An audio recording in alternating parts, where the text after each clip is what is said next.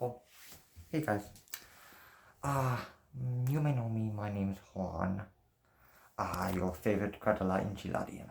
And today I'm going to answer a comment from the video about me complaining about my no ideas.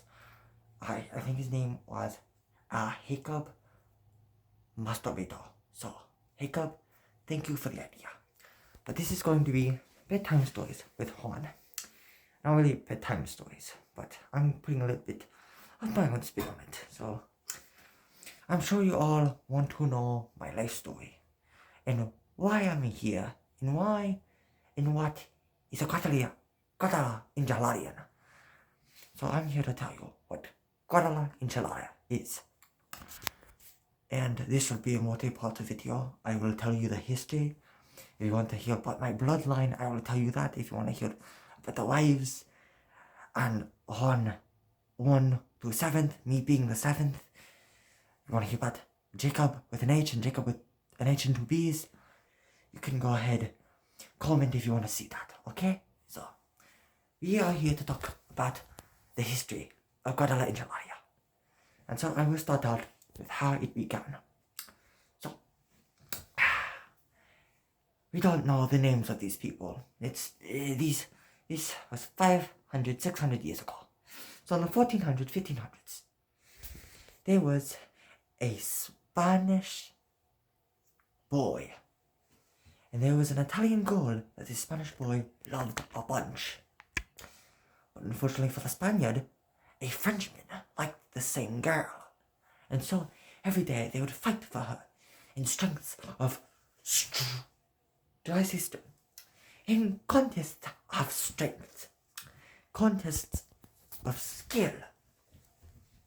And so every day they'd fight and fight and fight and try to impress.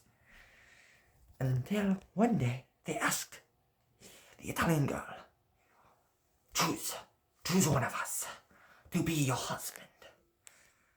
And that is when she chose both of them. They both loved this, because they were like, oh, I get the woman, he gets the woman, I'm happy, she's happy.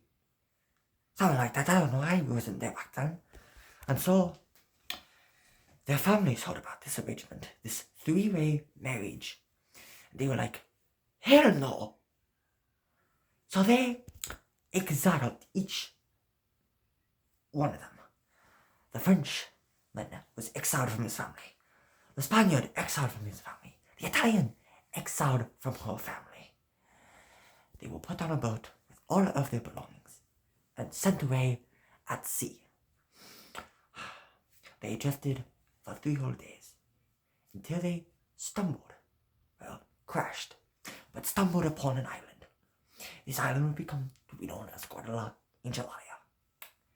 And so, they saw here, there were a bunch of fruits, delicious fruit, animals, big, juicy pigs. And so they lived, they survived. They had kids. And no, none of them is a Juan, okay? I will get to that next video. And so, they had kids. And before you think this is some kind of incest storyline, it is not. Because, little do they know, that every exile that France, Italy, and Spain has sent out into the ocean has come and crashed at Guadalenchilada. And so, they met up with more exiles. And more exiles came. And so, they started a big, happy family, basically. Well, families.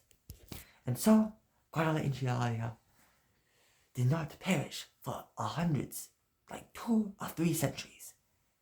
And they lived very happily, very good.